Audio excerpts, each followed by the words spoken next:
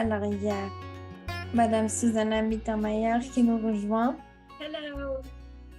Bonsoir à vous, ladies. Oui. Comment ça va? Joyeuse. Be happy. Mais non. Oui, je sais, c'est le pire, ça fait pas de sens. Dans un monde comme celui-ci, comment est-ce que tu peux être heureuse? Donc, Susanna, elle va nous parler de Practical tools la psychologie pragmatique, des outils pratiques pour être tellement heureux. Et j'ai envie de dire, comment est-ce que tu peux être super heureux en parlant de psychologie? Est-ce que ça peut même co-vivre? Oui. Si tu es dans le drame, non. Si tu es dans le pragmatisme, oui. C'est genre, je sais que vous avez remarqué, on vit dans un monde assez insane en ce moment. Et c'est la question, c'est genre, comment est-ce que tu peux être heureux dans un monde insane? Et au fait, c'est vraiment intéressant à quel point la plupart d'entre nous, on ne nous a pas appris que d'être heureux, c'est un choix. Peu importe à quoi ressemblait ton passé. Et c'est quelque chose qui est tellement présent que genre, voilà, peu importe ce qui s'est passé dans ton passé, il y a de cela 10 ans, 20 ans, 10 secondes, c'est de choisir qu'est-ce que tu veux faire maintenant plutôt que, bon, écoute, peu importe ce qui s'est passé avant, ce n'est pas quelque chose que j'ai besoin d'utiliser comme point de référence. Je peux l'utiliser comme tremplin, comme ressource pour aller vers quelque chose que je désire réellement. Plutôt que le drame qui te dit que tu n'as pas le choix et que tu ne peux pas être heureux, sauf si tu as une très, très bonne raison. Et la psychologie pragmatique, c'est vraiment sois pragmatique. Fais ce qui fonctionne pour toi, même peu importe comment les autres te verront, même si tu sembles. C'est ce que j'ai vu que je faisais et d'autres personnes. Et si le truc qu'on a appelé genre, mais c'est fou, c'est quelque chose qui est là pour faire avancer la chose. Et c'est vraiment le truc où on peut être en fait un cadeau et une ressource. J'adore la manière tu, dont tu fais des va-et-vient entre dramatique et pragmatique. Je sais que je suis une drama queen. J'ai la couronne qui va avec. Et j'utilise ce drame pour me détruire, pour créer que des situations où ça fonctionne vraiment pas pour moi, en fait. Et quand j'ai commencé à devenir plus pragmatique, les choses ont vraiment commencé à s'ouvrir, à être plus faciles. Et ça a commencé à vraiment fonctionner. Est-ce que tu peux en parler un peu plus de cette distinction? Et en même temps, si tu es une drama queen, et si tu... Ça, c'était le prochain truc. C'est genre, quand les gens ils se disent, OK, donc elle m'a dit ça, donc nouvelle règle, si je suis consciente, je suis pas censée être dramatique, tu dois être pragmatique. Et au final, ça, c'est encore un truc de genre, comment est-ce que je peux me juger? Et au final, c'est quand ça t'amuse d'être une telenovela sur Pat, vas-y, fais-le et fais-le avec plaisir en fait. Et le seul truc qui est limitant en fait, c'est le jugement. Le jugement de ce que tu choisis de faire, d'être, de comment tu crées ta vie. C'est quand tu dis je devrais faire plus ça, moins de ça.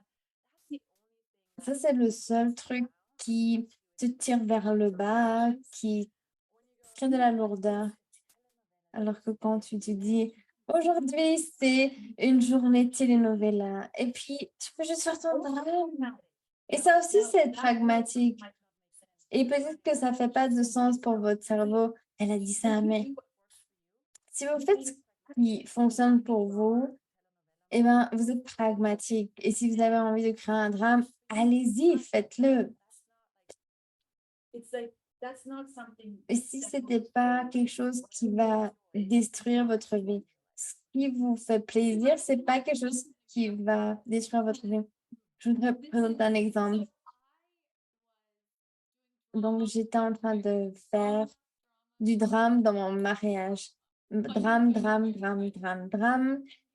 Et Gary, qu'on a vu il y a de cela 2 épisodes, il m'a dit, et si tu allais faire du théâtre? Et d'abord, je me dis, pourquoi est-ce que j'irais faire du...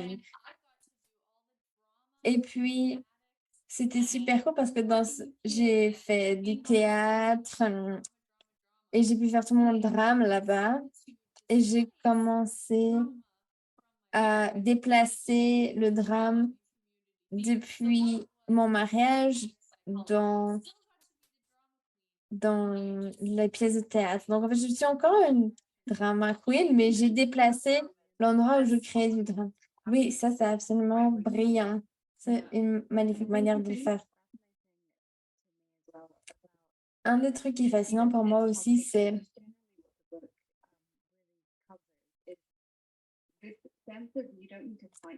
pour moi ce dont le livre parle vraiment, c'est que tu n'as pas besoin de te battre contre toi. C'est comme tu dis, genre, si tu aimes faire du drame, fais-le. Et si ça pouvait être OK, ou tu peux le rediriger, ou c'est fun. Et pour moi, c'était pas quelque chose que je pensais que la psychologie pouvait faire. En fait, je pensais que la psychologie, c'était plutôt de... Oui, mais la psychologie traditionnelle, c'est toujours encore de genre, comment est-ce que je dois faire les choses correctement, tout et n'importe quoi, basé sur la personne qui a créé ces règles. Et c'est super intéressant que c'est ce que c'est devenu en fait la psychologie, alors que au début c'était genre qu'est-ce que tu sais, quelle capacité tu as. Et après la psychologie en fait on va plus être différent, on va tous être la même chose et ça c'est bien, ça c'est normal, ça c'est pathologique. Et donc quoi d'autre est possible si c'est pas à propos de ça en fait, si c'est à propos de... Et si la psychologie pouvait à nouveau être à propos de l'empuissancement, comment est-ce que toi, tu voudrais créer ta vie? Qu'est-ce que tu sais? De quoi as-tu conscience? C'est souvent, en fait, la psychologie, elle donne des règles subtiles de qu'est-ce qui est correct, qu'est-ce qui est juste. On doit avoir la bonne relation, tu dois avoir un bon job. Voilà, comme s'il y avait une bullet point. Enfin, genre, c'est vraiment un endroit bizarre dans lequel on vit. Et puis, si on pouvait aller vers une question, en fait, comment est-ce que toi, tu voudrais marcher, parler? Quelle est ta manière de créer ta vie? Et c'est quelque chose que j'adore dans ce travail. C'est genre, si nous tous, on avait de la clarté sur ce qui est vrai pour nous, d'un point de vue individuel, rien ni personne ne pourrait nous arrêter parce que on arrêterait de se douter de nous-mêmes, en fait. On aurait juste de la clarté. Genre, qu'est-ce qui fait s'ouvrir mon monde? Qu'est-ce qui fait plus léger? Et c'est vraiment quelque chose qu'on peut commencer à pratiquer, en fait. C'est genre, il n'y a pas besoin de plonger dans l'insanité parce que tout le monde le fait. Genre, ah, je suis supposée faire ceci, faire cela parce que les autres le font. Il n'y a pas de question là-dedans dans qu'est-ce que les gens font. La question, c'est qu'est-ce qui est vrai pour moi? De quoi est-ce que j'ai conscience maintenant? Et de quel futur est-ce que j'ai conscience? Qu'est-ce que j'ai conscience que je dois faire et mettre en place maintenant? pour créer le futur que je désire, même si je suis la seule personne qui y va. Et ça, c'est vraiment quelque chose auquel j'invite les gens parce que tu peux avoir une puissance instoppable quand tu sais ce qui est vrai pour toi. Enfin, genre, c'est pas ce qui est promu, c'est genre si tu vas sur les réseaux sociaux, il y a tout ce truc de genre, voilà à quoi ça doit ressembler. Par exemple, hier, on était à la plage et c'était trop drôle parce que tout le monde fait des pauses, en fait. Genre, tout le monde regarde à travers une lentille et je vais faire une vidéo et je vais poster et je vais... C'est vraiment super étrange. Mais si tu poses des choses et que tu te poses aussi la question, wow, dans ces 10 secondes, comment est-ce que je voudrais m'asseoir? Comment est-ce que je voudrais me mouvoir? Si tu choisis ce qui est vrai pour moi, et si tu commences à prendre cette route et être présent avec toi-même, il y a tout un monde qui s'ouvre pour toi, une nouvelle manière d'être. L'univers peut enfin te parler, en fait. Il peut te dire, hé, tu sais quoi? Va vers ici, va parler à cette personne. Tu as demandé plus d'argent, ok, cool. C'est genre ça t'attire vers cette direction, cette personne. Tu vois, des possibilités, tu as une nouvelle idée, peu importe. Même si ça fait aucun sens ce que je suis en train de vous dire, genre aucune idée, je sais pas qu'est-ce que moi je veux. Commencez à poser la question. Si je vivais ma vie pragmatique qui fonctionne pour moi, qu'est-ce que je choisirais là maintenant tout de suite? Et allez-y. Et voyez comment votre vie devient miraculeuse. Parce que Dana, pour moi, tu es quelqu'un qui, genre, tu incorpores ce dont tu parles. Chaque fois que je te vois, tu crées, vas en avant, tu deviens plus de toi, plus heureuse. Donc, est-ce que toi, tu poses ces questions? Quelles questions est-ce que tu poses? Qu'est-ce qui est vrai pour moi? Quelle est ma réalité pragmatique? Comment est-ce que tu as commencé? Peut-être que tu as toujours été de cette manière, mais comment est-ce que tu as commencé à réellement choisir, créer ta vie, d'être super différente des gens autour de toi? Je pense qu'une grande partie, c'est comme le titre du livre, en fait, des outils pragmatiques pour être outrageusement heureux. C'était de prioriser, en fait. Je connais pas ce mot. C'est genre une priorité, ok. Imagine tu as un GPS et tu mets les coordonnées joyeux, joie, aisance. Donc, en fait, c'est ça qui est dans mon GPS. Et tout ce qui match cette direction vers l'aisance, la joie, la gloire, l'espace, tout ce qui correspond à ça, j'y vais.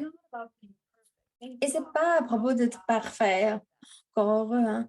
J'ai essayé ça, c'est pas du tout joyeux. Non, ça n'est pas à la bonne destination. C'est pas de trouver la preuve que tu vas dans la même bonne direction. Même s'il y a des instants où il y a quelque chose qui est en train de contracter dans mon monde. Genre, je m'aime trop pour rester dans une énergie qui n'est pas cet espace, cette aisance.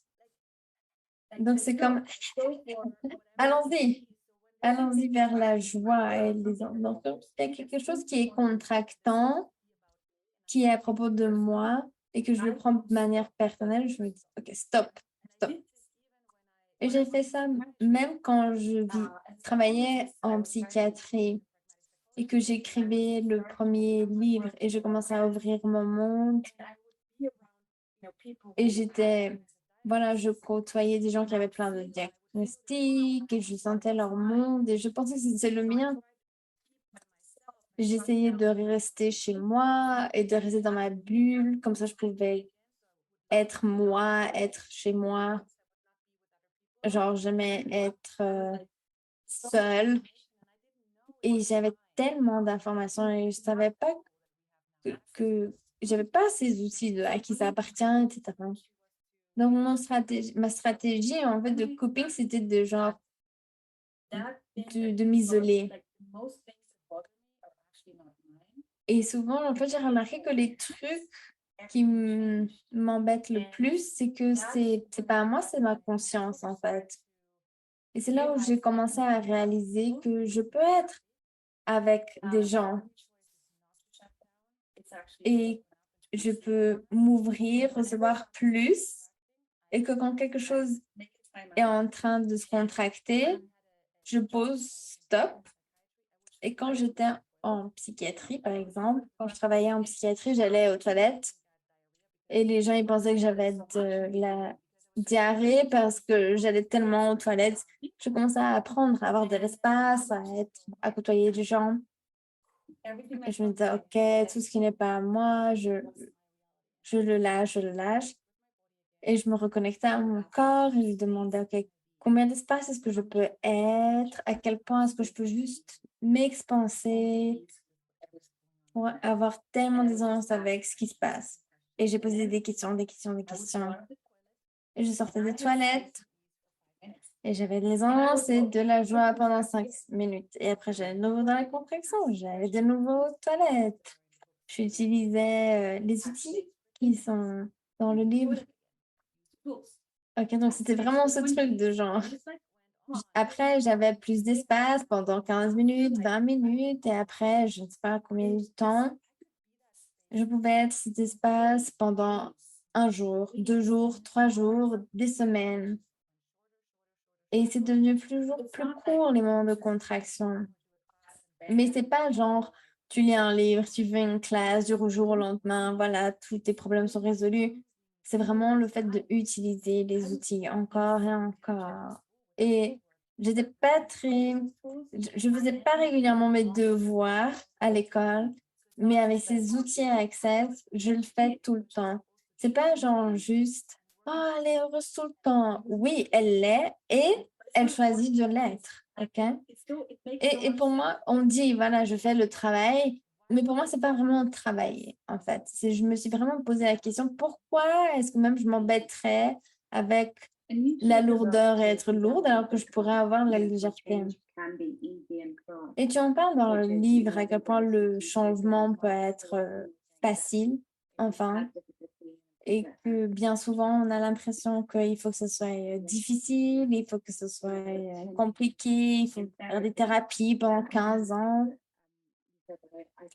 Et une des choses que tu dis dans le livre, c'est tu n'es pas tes problèmes, tes pensées, tes émotions, tu es tellement au-delà et qu'il n'y a pas besoin de savoir, de découvrir en fait ce qui cause ces problèmes ou ces émotions. Et j'adore, et je, plus toi, ce qu'elle a dit, Julia, que tu es vraiment une personne qui vit, qui incorpore ce dont elle parle. En fait, est-ce que tu peux en parler un peu plus? Ah, ça, c'est une question vraiment, vraiment géniale.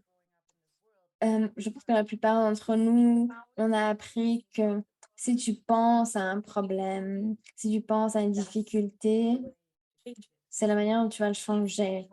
Si tu y réfléchis, si tu comprends ce qui se passe, c'est comment tu vas le changer. Mais est-ce que c'est vraiment vrai? Et vous tous qui nous écoutez, si vous avez des situations où vous êtes, oh non, cette personne m'a dit cela, pourquoi est-ce qu'elle m'a dit ça? Oh là là, et vous allez dans le drame. Si vous essayez de réparer une situation, qu'est-ce que j'ai fait de faux? Qu'est-ce que j'aurais dû faire différemment? Et pourquoi j'ai dit ça? Non, j'aurais dû dire quelque chose d'autre, etc. Cette stratégie, c'est pas un tort. Et la question, c'est genre, est-ce que ça vous donne vraiment plus d'espace? Est-ce que ça fonctionne vraiment? Parce que si vous avez juste l'énergie, genre, après tous ces essais, toutes ces stratégies, qu'est-ce qui reste? Est-ce que vous êtes là genre, ah oui, oui, oh, c'est plutôt, j'ai l'impression que j'ai un concept cognitif de tout ça et que je peux catégoriser ces émotions et ces sentiments, mais vous êtes encore tout petit comme un raisin. Vous êtes encore contracté. C'est pas genre, waouh, la joie, l'espace, on peut respirer, youhou. Qui est, pour moi, là où on va en venir, non? C'est pourquoi est-ce que même on voudrait changer quelque chose pour aller de la contraction à la contraction? De juste pour voir mieux le conceptualiser, ou bien est-ce que c'est pour avoir une nouvelle manière d'être et de se mouvoir dans le monde, ou quelque chose se montre dans ta vie, c'est peut-être un peu surprenant, tu t'y attendais pas, une personne où tu espérais que ça allait pas se passer comme ça, mais c'est quand même passé comme ça. Et où tu peux juste te dire, OK, plutôt que d'essayer de le rendre logique et de le comprendre, tu dis, OK, cool. Quel choix est-ce que j'ai ici? Plutôt que si vous essayez en fait de le réparer, tout ce que vous essayez de gérer, en fait, c'est une stratégie de évitement. Si vous avez l'énergie de comprendre, gérer, est-ce que vous le recevez vraiment ou est-ce que vous le gardez à distance, genre non, dégage, dégage, dégage, dégage. Ça, c'est de l'évitement. C'est essayer de le remettre sous le tapis. Mais ce que vous essayez de cacher, en fait, regardez quel point de vue vous avez. Vous avez le point de vue que vous êtes puissant ou vous avez le point de vue que le truc est plus puissant que vous et que vous devez du coup le cacher sous le tapis. Et au lieu de cela, même si c'est un truc, si vous baissez vos barrières, OK, genre quel cadeau c'est que je ne le vois pas, mais j'ai même pas besoin d'aller vers du négatif au positif. Peu importe à quoi ça ressemble, si je peux juste baisser mes barrières et que je me permets d'être vulnérable, que je respire un bon coup, que je permets que ça me traverse. Qu'est-ce que ça peut être comme cadeau pour moi? Il y a de cela beaucoup d'années, quand je vais faire des tests neuropsychologiques, par exemple, est-ce que les gens disaient, est-ce que vous pouvez confirmer que cette personne, elle a tel ou tel diagnostic? Donc, je devais leur faire passer des évaluations et écrire un petit rapport sur la personne et le diagnostic et ce que je recommandais. Donc, j'avais toutes ces personnes absolument magnifiques qui faisaient ces évaluations avec des réponses tellement créatives. Il y avait une personne, ils avaient un résultat de QI pas super haut, mais en même temps, ils avaient vraiment des réponses super créatives. Donc, mon rapport, moi, je parlais de leur créativité parce que c'était vraiment super créatif. Ça leur a pas donné de points, mais pour moi, ça avait de la valeur. Donc, j'étais toute nouvelle psychologue et une de mes collègues, et puis elle est venue, puis elle m'a dit, comment est-ce que tu peux écrire cela? Il faut que tu leur dises qu'ils doivent confronter leurs désavantages, qu'ils n'ont pas de capacité et qu'ils ont tellement tort. Ma première réponse était genre, oh, j'ai voulu aller contre. Et après, je me suis dit, OK, non, qu'est-ce que ça va créer? Donc, quel autre choix est-ce que j'ai? Donc, j'ai baissé mes barrières. Et si je pouvais juste recevoir sa colère, permettre que sa colère me traverse. C'était la première fois que je faisais ça de toute ma vie. J'étais là devant elle, j'ai baissé mes barrières et j'ai permis que cette colère se traverse. Et c'est là, je me dis, waouh, cette personne me donne tellement d'énergie. Je suis en train de vibrer. Genre, allez, vas-y. On me balance ta sauce. Et elle était très confuse. Elle pensais que j'allais réagir de manière différente. Et du coup, elle a tourné les talons, elle est partie, on ne plus jamais reparler. Et c'est là où vraiment j'ai réalisé que personne ne peut t'atteindre sans ton consentement, en fait. À moins que tu aies ce point de vue, personne ne peut te blesser. Et si on permettait à tout ce qui se montre d'être un cadeau, si tu le ressens en tant qu'une possibilité, ça peut te contribuer à créer un futur tellement différent. Et pour moi, c'est ça la pratique de recevoir tout, surtout les choses qu'on pense qui sont horribles, et de les recevoir et que tout est là en fait pour te montrer quelque chose. Ce qui est vrai, ce qui fonctionne pour toi, ce qui ne fonctionne pas pour toi. Et pour moi, vraiment, ce sont des choses qui grandissent, qui ouvrent notre monde à chaque fois qu'on reçoit plus. Waouh, j'adore cette histoire. Waouh, waouh, waouh. Genre, personne peut te faire quoi que ce soit, personne ne peut te contrôler. C'est juste ton choix de réagir. And now, like, it's such a wonderful, like, right now, so many of us are realizing, wow. Et il y a tellement d'entre nous qui actuellement, on commence à réaliser que, waouh, ici, la réaction, c'est pas la seule manière What if I can d'être. Et si je peux être vraiment outrageusement heureuse, et si je peux avoir de l'aisance là où les gens pensent que je dois réagir. Quelqu'un dit, waouh, j'adore ce qui est en train de se montrer dans cet espace. Merci pour ton partage de cet exemple qui était très... merci.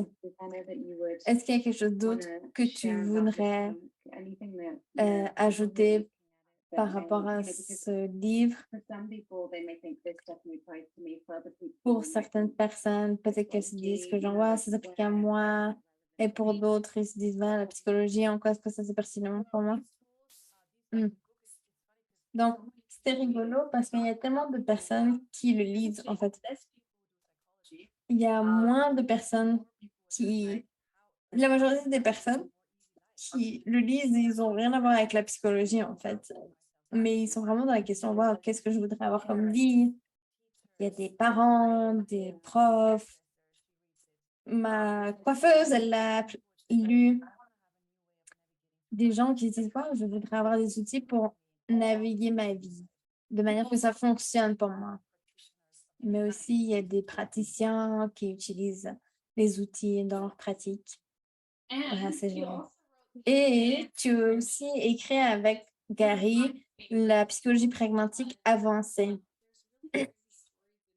Et j'adore parce qu'il y a vraiment des outils et des histoires un peu folles.